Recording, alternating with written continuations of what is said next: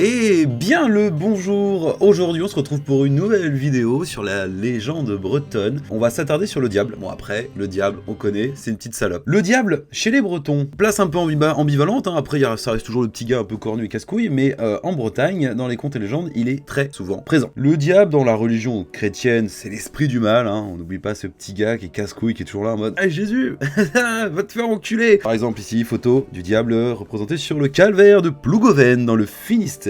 Donc on est typiquement bien en Bretagne. Le diable, on sait tous que c'est l'ennemi du genre humain, il se trouve vraiment partout, il est omniprésent et casse-couille car c'est le péché, c'est le malheur. Faut savoir que chez les Bretons, le diable porte plusieurs significations et en fait le diable porte une variété de noms, on le surnomme avec des sobriquets, peut-on dire, assez différents. Ça définit le beau gars, le garou, le prince rouge, l'ange noir, celui qui est pourvu d'une queue, le dragon, bref, en fait tout ce qu'on retrouve également dans le christianisme. Le mec avec ses cornes, l'espèce de personnage qui peut être représenté par le feu. J'avoue que le garou, c'est pas fou. Toute la communauté rousse, pas cool. Au-delà de ça, on lui donne aussi parfois des prénoms tels que Paul, Pauling, Guilou, Lucas. Ok, va falloir se méfier des Lucas, les gars. Surtout les Lucarous pour le coup. On voit qu'il a différentes appellations. Des appellations qui sont souvent suivies d'épithètes, donc vieux, cornu, voilà. C'est souvent un attrait un peu physique le représentant. Là, vraiment, on voit qu'il n'y a pas énormément de différence avec le côté chrétien, vraiment, dans l'idée bretonne. Donc il y a différents récits qui parlent de sa mère ou de son aïeul.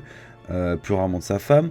Il y a aussi la fille du diable, qui peut être l'allié du père, ou au contraire celle du héros. Après, on en revient toujours au même, c'est que le diable est triomphant au moment où il arrive à s'accaparer une âme. Transgression des interdits, bafoue les commandements de Dieu. En fait, il n'y a pas réellement de différence ici. Dans les récits populaires, on parle surtout de déjouer les ruses de ce petit con, du malin. Le diable est souvent pris à son propre piège, ce qui lui réussit pas, il est berné, ridiculisé, ou aspergé d'eau bédite. En fait, il est victime de ses tours. Donc en fait, ouais, le diable breton pourrait être vu un peu comme une victime. Clairement, on dit que les saints se moquent de lui, créature qu'associée au chaos, aux pierres, aux mégalithes, et au pont également. D'ailleurs, petit aparté, en Allemagne, il se trouve un lieu qui s'appelle le pont du diable, qui forme un espèce d'arrondi avec la pierre et un cercle complet avec l'eau. Voilà, et ça fait un peu référence à ça, bon même si là clairement on est en Allemagne et pas en Bretagne, mais j'ose espérer, penser qu'à mon avis, la légende là-bas, vous voulez dire que si tu devais passer, tu devais peut-être vendre ton âme au diable. Son nom se retrouve aussi dans celui de singulière configuration de terrain rocheux. Après on a aussi une aparté avec les possessions diaboliques. Les nuits bretonnes sont peuplées d'esprits malfaisants et trompeurs, on l'avait vu un peu avec les corrigans. Aussi, chose qu'on nomme les spontaléous. Donc ça c'est assimilé au diable. Et justement je parlais des ponts, c'est placé près des ponts ou des carrefours, où justement ils ont l'habitude de se transformer en humains, en lutins, en animaux diaboliques, ou même